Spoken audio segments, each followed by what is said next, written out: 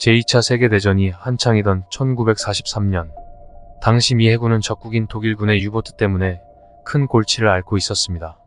그 당시 매우 강력했던 독일의 중형 잠수함 유보트가 대서양을 횡단하는 연합국의 군함들을 비롯해서 상선도 가리지 않고 무차별적으로 공격했기 때문이죠.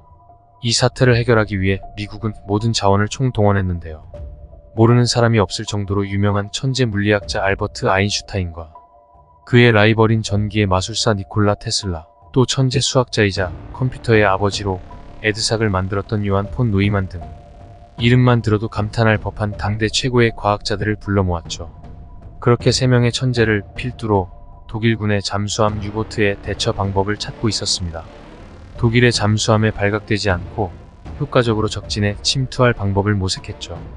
그들은 오랜 고심 끝에 한 번도 시도해보지 않던 발상을 하게 됩니다. 그것은 바로 아인슈타인의 통일장 이론을 근거로 해서 독일군의 잠수함 유보트의 레이더에 잡히지 않는 스텔스 전함을 만드는 것이었죠. 자연에 존재하는 4가지 힘, 중력, 전자기력, 양력, 강력, 즉 모든 기초적 힘이 같은 근원에서 시작했다는 통일장 이론은 20세기 물리학자들의 꿈이었습니다. 아인슈타인은 통일장 이론의 근거에 충분한 에너지를 낼 수 있는 장비가 있을 경우 물체 주변의 빛을 구부려 물체가 보이지 않게 할 수 있다고 생각했습니다. 만약 미 군함이 이러한 특수 자기장을 형성할 수 있다면 독일의 레이더가 감지할 수 없을 거란 것이었죠.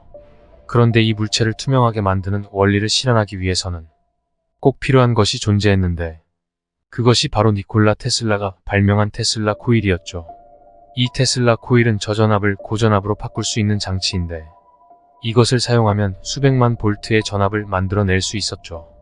이것을 생각한 인물들이 당대 최고의 인물들이었기 때문에 통일장 이론과 테슬라 코일을 합친다면 스텔스 전함을 만들 수 있다고 생각한 미 해군은 모든 자원을 투자해 투명 전함을 만들 계획에 나섭니다. 이것이 바로 레인보우 프로젝트라고 불리는 필라델피아 실험입니다. 1943년 7월 22일 오전 9시 미국 필라델피아의 해군 조선소 기지에서 극비로 첫 실험이 시작되었습니다. 테스트로 사용된 배는 미 해군의 군함 엘드리지호였는데 실험날 필라델피아 해안가에 정박한 엘드리지호에는 수많은 선원과 기술자들이 승선해 있었습니다.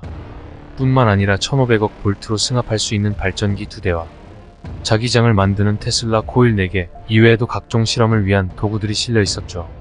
발전기가 가동되자 1500억 볼트의 전류가 유입되면서 엄청난 자기장이 군함을 감싸기 시작했습니다. 그와 동시에 푸르스름한 안개가 배 주위에 자욱해지면서 선박이 흐릿흐릿하게 가려졌습니다. 잠시 후 이 안개가 걷히자 놀랍게도 눈앞에 있던 군함 엘드리지호가 흔적도 없이 사라졌습니다.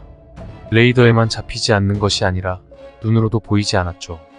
레인보우 프로젝트가 원한 대로 레이더에 잡히지 않고 보이지도 않으니 실험을 진행한 관계자들은 매우 흡족해했습니다.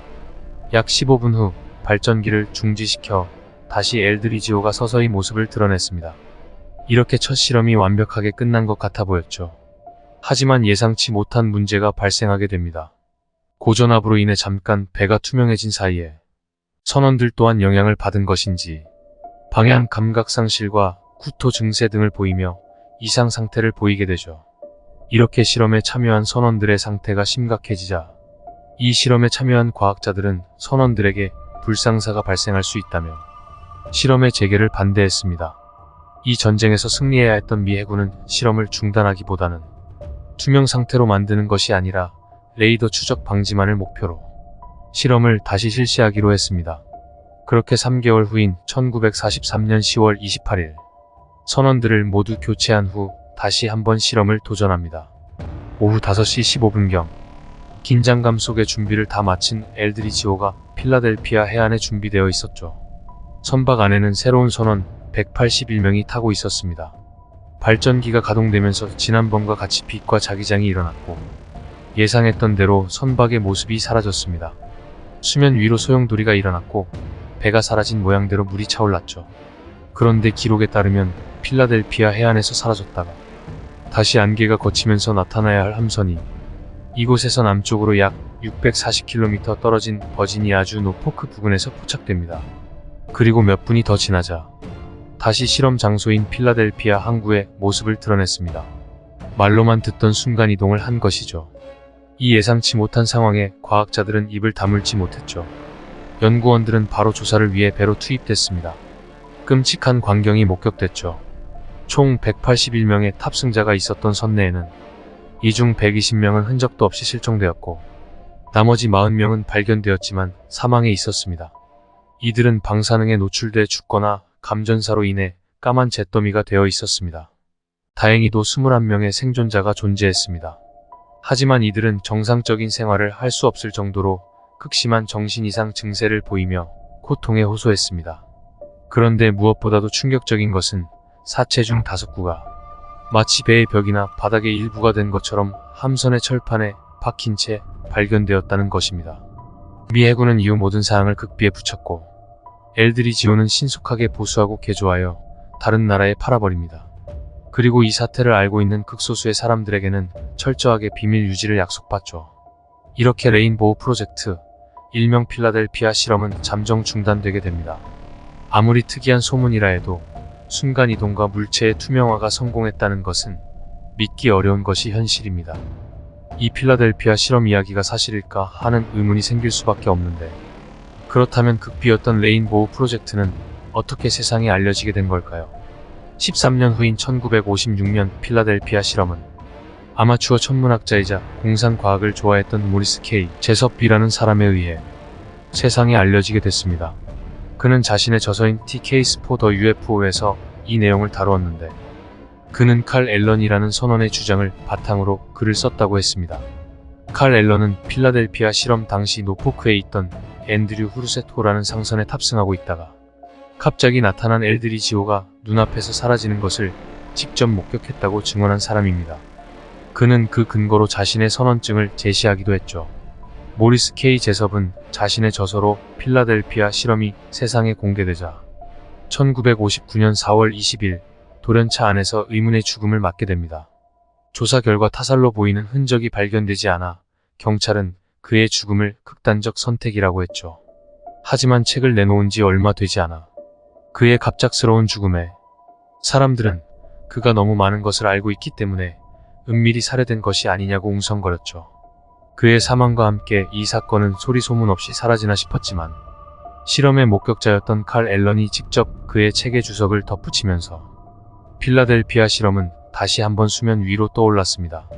이후 1965년 또 한 번 미국의 작가 빈센트 가디스가 비밀 프로젝트와 관련한 책을 출간하고 이후에는 자신이 실제 필라델피아 실험, 즉 엘드리지오에 탑승했던 선원이라고 주장하는 사람과 증거 사진까지 등장하면서 우후죽순으로 생겨나는 증언에 사람들의 관심이 집중될 수밖에 없었습니다. 정말 이 믿기 어려운 비극적인 실험은 존재했던 걸까요? 미 해군은 현재까지도 이런 실험을 했다는 것을 강력하게 부인하고 있습니다. 투명 전함과 순간이동, 사실 현실의 과학기술이라기보단 공상과학에 가까운데, 이건 과거에도 그랬지만 현재도 당연히 존재하지 않는다는 것이 미 해군의 주장이죠. 사실 필라델피아 실험은 현실적인 부분도 존재하기는 하지만 그에 못지않게 허술한 부분도 갖고 있습니다. 제2차 세계대전 중이던 미 해군이 비밀리에 여러 실험을 했던 건 맞을 겁니다. 당시 레인보우 프로젝트가 존재하긴 했지만 배를 사라지게 하려는 실험이 아니라 독일 해군이 발명한 자기 어뢰나 자기 기뢰 레이더를 피하기 위한 스텔스 실험이었을 거라고 하죠. 자기 기뢰란 배가 가까이 지나가면 자기 감응 작용을 일으켜 자동으로 폭발하는 기뢰를 말하는데, 적 군함의 접근을 막기 위해 물속에 설치하는 지뢰라고 생각하시면 됩니다. 자기 어뢰 역시 목표물에 부딪혔을 때 자기 감응 작용을 일으켜 자동적으로 폭발하는 어뢰를 말하죠. 당시 선체를 커다란 케이블로 감싼 다음에 고압의 전기를 흘려보내서 자기 신호가 혼란되면 자기 어뢰를 피할 수 있었습니다. 또한 이 이론대로 전자석의 원리로 함선의 자기를 없애서 자기 기뢰 또한 피할 수 있었죠. 필라델피아 실험은 앞서 말한 이론을 실현하려는 프로젝트인데 여러 사람의 입에서 입으로 전해져 말도 안 되는 이야기로 부풀려졌다고 주장합니다. 더불어 함선에 설치한 자기소거를 위한 전자기 코일도 한몫했습니다. 자기소거란 쉽게 말해서 배의 잔류자기를 단계적으로 소멸시키는 것을 말하는데, 당시 함선의 이 자기소거 작업을 위해 많은 일꾼들이 고용되었습니다. 이들이 해군 관계자들이 말한 투명화라는 단어를 잘못 이해하고 주변 사람들에게 전하면서 와전되어 소문이 걷잡을 수 없이 불어났다는 것이죠. 필라델피아 실험이 거짓이라는 또 다른 증거도 있는데, 엘드리지오가 수백 킬로 떨어진 노포크에서 보였다는 목격담은 사실 엘드리지오가 아니라 엘드리지오와 나란히 정박해 있던 앵스토모일 가능성이 크다고 합니다. 이 앵스토모가 필라델피아를 출항해서 노포크에 갔다가 다시 필라델피아에 돌아오는데 6시간이면 충분했다고 합니다. 그 이유는 앵스토모가 일반 항로를 이용하는 것이 아니라 해군이 이용하는 내륙의 특수수로인 체사피크 델라웨어를 통해서 항해했기 때문이죠. 따라서 하루 만에 필라델피아에서 노포크까지 가서 다시 필라델피아로 이동한 앵스토모를 목격한 사람들이 이게 어떻게 가능한 일이지가 라고 생각하며 소문을 낸 거라고 추정할 수 있죠. 그렇다면 제가 앞서 말씀드린 아인슈타인, 테슬라, 폰 노이만, 그들이 정말로 이 프로젝트에 동원되었을까요? 이건 역시 유명한 사람의 이름을 따서 음모론을 만든 것이라는 주장이 대부분입니다. 당시의 최고의 과학자들을 조합하니 필라델피아 실험의 존재가 엄청난 신빙성이 더해지는 건 당연했죠.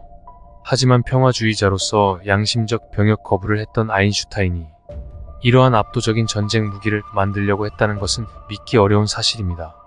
그리고 필라델피아 실험의 첫 책임자로 알려진 또 한 명의 천재, 니콜라 테슬라. 그는 사실 첫 번째 필라델피아 실험이 있기 전인 1943년 1월 7일 87세의 나이로 세상을 떠났습니다. 또 다른 증거도 있습니다. 당시 실험에 사용되었던 엘드리지오의 항해 기록과 일지가 존재한다는 것이죠. 이 항해 기록과 일지는 마이크로필름에 보존되어서 현재도 누구나 열람할 수 있다고 합니다. 그리고 기록을 확인해보면 1943년에 이 배가 필라델피아항에 정박한 적은 없습니다. 결국 매력적인 인물들과 순간이동, 투명화 같은 신비로운 소재로 포장된 필라델피아 실험의 미스터리는 거짓이었던 걸까요?